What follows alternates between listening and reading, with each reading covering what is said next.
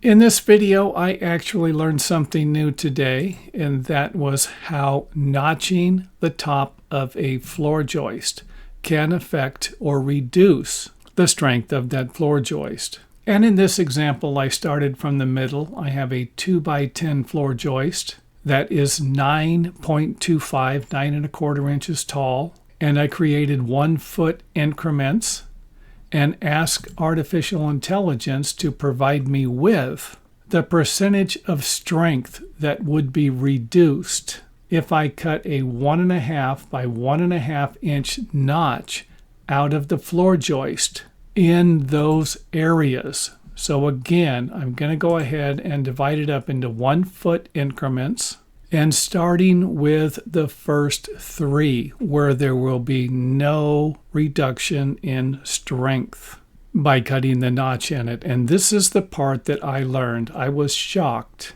to think there wouldn't be any reduction at all.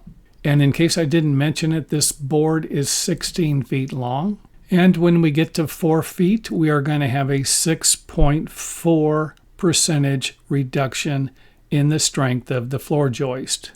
And at 5 feet, we are going to have a 18.3% reduction. And this will be the last spot we will be able to cut a notch into the floor joist according to the building codes that only allow us to notch into the top 1/3 section of the floor joist. And at 6 feet, we are going to have a 25.1% reduction. And at 7 feet, a 28.7% reduction. And at 8 feet, we are going to have a 29.8% reduction.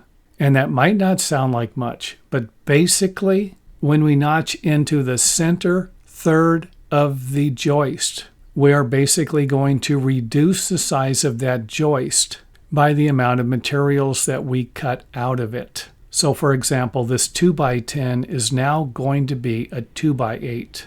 And I'll go ahead and wrap the video up with a 2x6 that is 10 foot long for a floor joist and has less than a 1 inch notch out of it. And everything else is self-explanatory.